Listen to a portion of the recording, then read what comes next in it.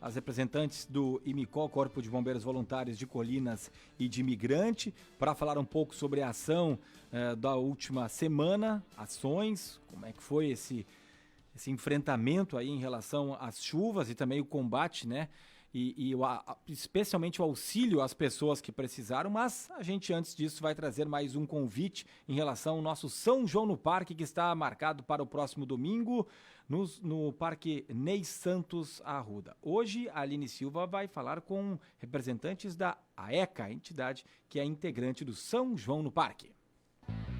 O próximo domingo, dia 25 de junho, tem São João no Parque. O tradicional São João no Parque acontece a partir do meio-dia no Parque Ney Santos Arruda, uma realização do Grupo Independente e Prefeitura de Lajeado, com apoio das entidades parceiras. Também estará conosco no São João no Parque a AECA, Associação de Ecologia e Canoagem. Olá! Sou Márcia Costa da ECA e queremos convidar a vocês para o São João no Parque no domingo, dia 25 de junho, a partir das 12 horas, no Parque Ney Santos Arruda. Nós da ECA estaremos lá com os nossos barcos e a nossa equipe de remo, que cada vez mais avança em resultados, mostrando assim o empenho dos nossos atletas e dos nossos técnicos em levar o nome da cidade e do estado por esse Brasil afora. Também estará junto o nosso projeto da Tchê Rosa, que é a primeira equipe de canoagem de Dragon Boat de sobreviventes do câncer de mama, a primeira do estado do Rio Grande do Sul. Além de tudo isso, vocês também vão ter a nossa barraquinha, com cachorro quente e refrigerante. Venha se divertir!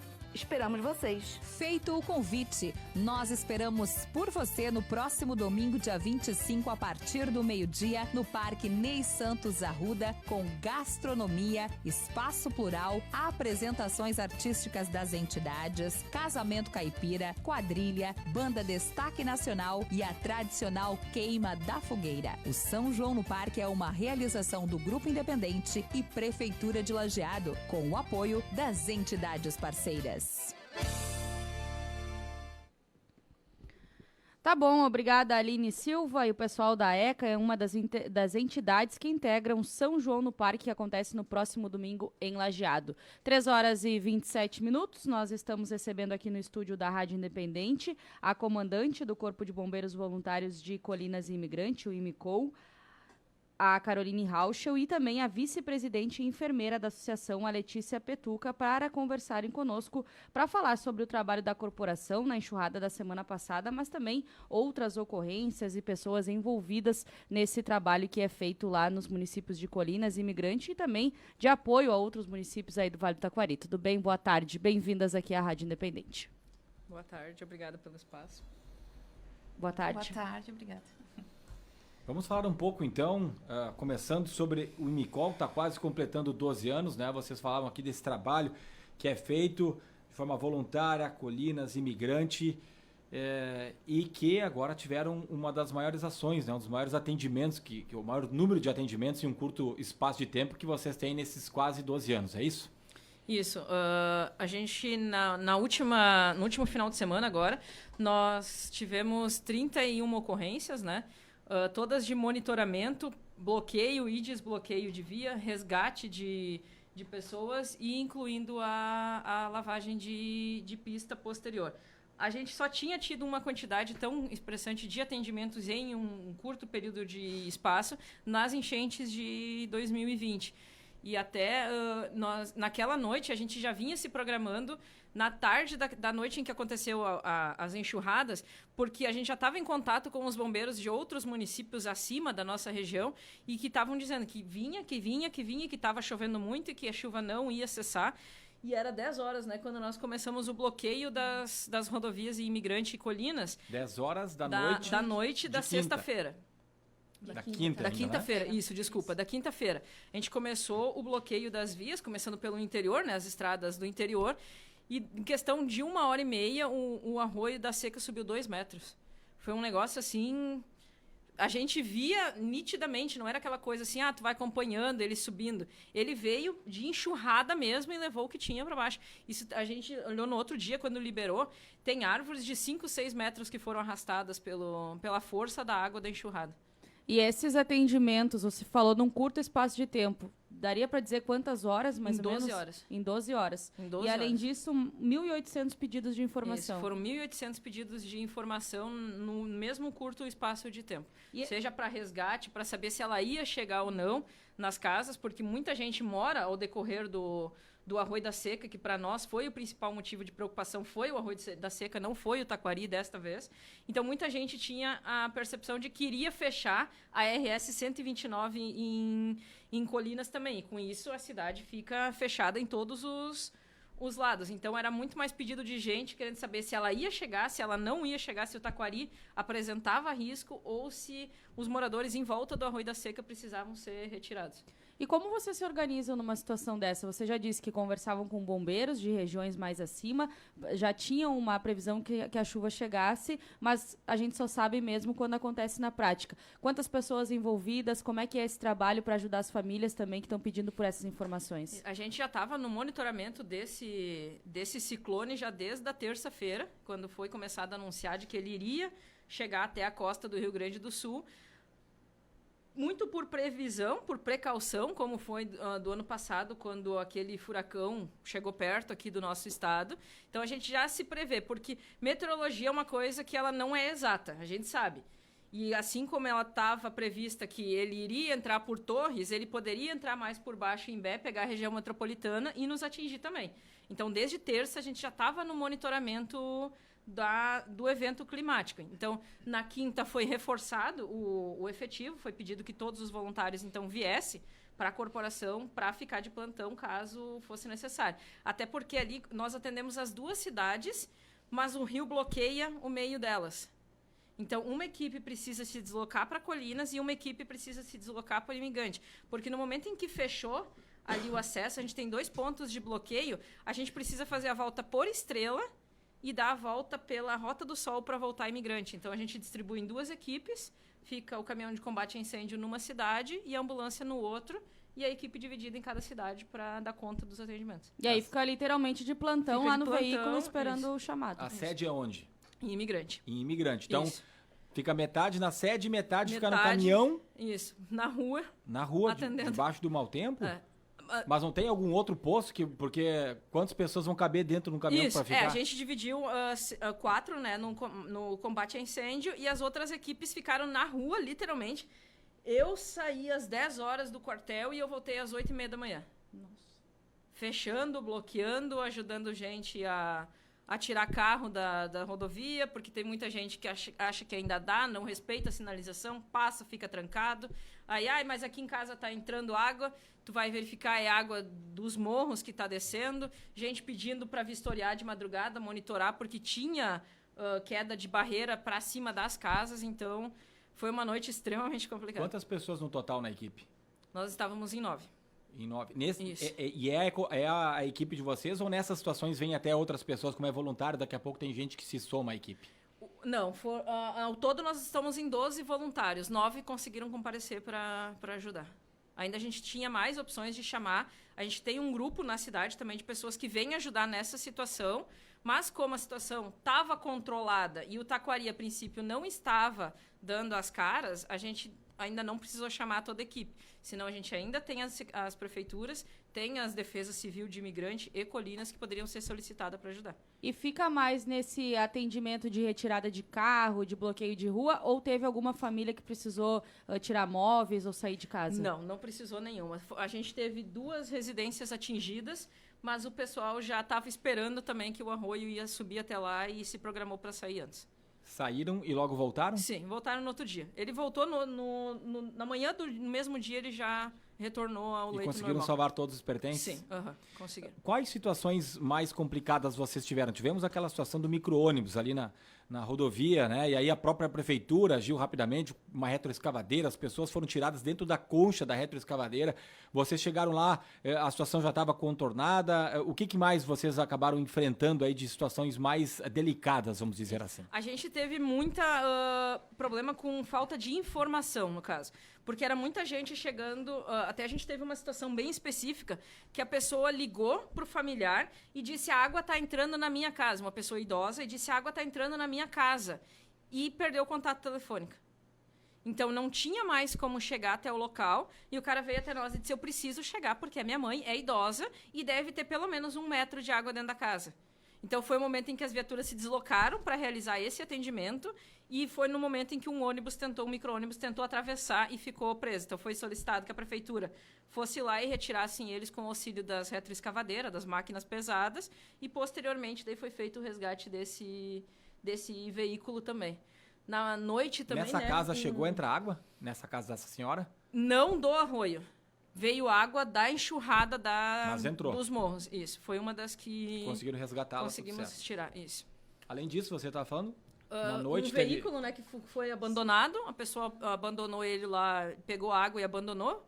Largou fora, porque viu que Onde estava... foi? Lá no mesmo lugar do micro-ônibus. Na antiga Laticínios Roman. Ali a gente acredita que subiu 1,5 metro de água. Então, na madrugada mesmo, o veículo foi retirado com o caminhão dos bombeiros. Uma motocicleta, né, que apagou, e um outro carro que apagou também, devido a tentar passar a água, dar a pane elétrica, e aí só... Tudo no mesmo local? Não. 2 veículos foram ali e 2 veículos foram na RS 843 em Colinas. Que conselho que vocês dão, justamente pegando esse gancho das pessoas tentar passar mesmo vendo a água para a população, que ajudaria muito vocês no trabalho, seja em quem quer informação ou quem pede algum tipo de resgate e às vezes não é tudo aquilo e aí vocês se deslocam até o ponto e deixam de atender outra situação? Assim, primeiramente, nesses casos, em hipótese alguma, tentar passar as barreiras que são montadas. Não importa se tu dirige uma moto, eu só vou até ali olhar, ver se vai dar para passar um carro ou um caminhão. Porque o que a gente faz? A gente chega lá, coloca cones, placas e sinaliza para que dali em diante não se passe mais. A pessoa tira o cone e vai lá, não, eu só vou ver se vai dar para passar. Quando viu que não deu, ele volta, ele não bota mais o cone no lugar. Então, dá brecha para quem vem achar que pode passar também. Passou do nível da calçada, não tenta mais. Porque ela vai levantar, ela vai pegar no carro, o carro vai ter uma pane elétrica e não vai mais ter como passar. O caso desse micro-ônibus, ele chegou a ser arrastado pela correnteza. Que perigo. Do arroio.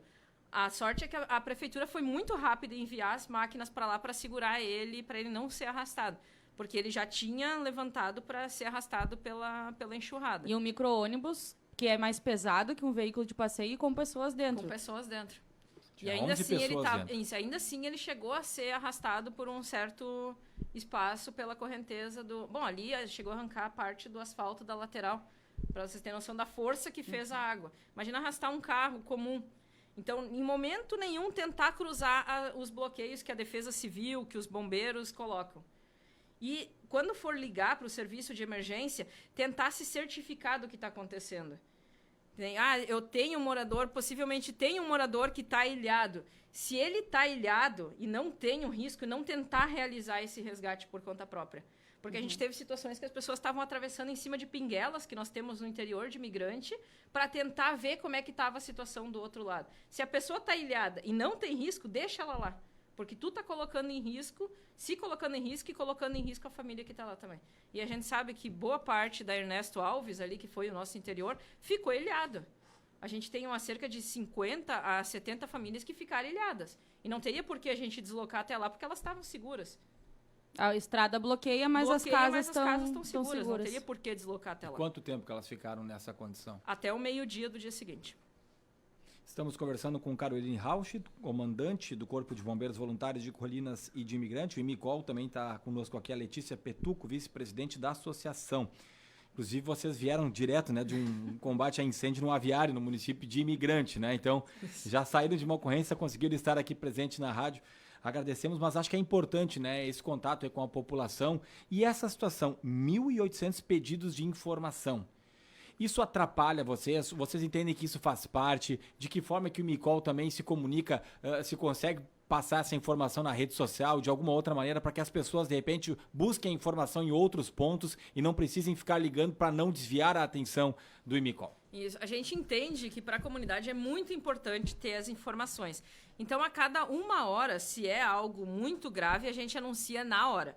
A gente tem um boletim informativo, a situação é essa, e tenta alertar a população, tá bloqueado tal via, essa rodovia não tem mais acesso, essa tem... Rede social? Isso, nas redes sociais da Imicol e no grupo que tem também, que inclusive acho que a imprensa até tá incluída Recebemos ali. muito material de vocês, até por isso que a gente fez o convite. Poxa, eles trabalharam, tinha muita coisa ali para fazer, né? Isso. Importante a gente Só dar que essa divulgação. acontece assim, ó, a gente entende que muitos pedidos poderiam ser, a pessoa simplesmente poderia abrir a rede social e confirmar o boletim. Agora, aconteceu situações que eu digo como comandante que atrapalham o nosso trabalho.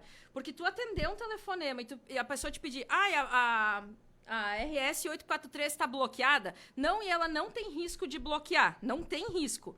Eu tô te assumindo que não tem o risco de bloquear ali por conta do Rio Taquari. A gente tá com bloqueios do Arroio da Seca. Tá, então tu pode me ligar às 5h30 da manhã para confirmar se vai bloquear ou não? Não é possível. Esse tipo de ligação, assim, ó, atrapalha muito. Mas acontece muito isso? Demais. Aconteceu umas 50 vezes naquela madrugada. Nem dois casos. As pessoas pedindo para vocês ligarem para avisar. Tu tem como me avisar perto das 6 horas, porque é o horário que eu vou ir trabalhar? Sim. A gente tem que rir, né? Porque não tem outra resposta. E tu tem que cuidar ainda pra não ser grossa na hora de dizer, meu filho, eu tô fazendo meu trabalho. Tipo, vai dormir, amanhã de manhã tu vê o que tá acontecendo. Mas é uma situação que atrapalha muito o atendimento.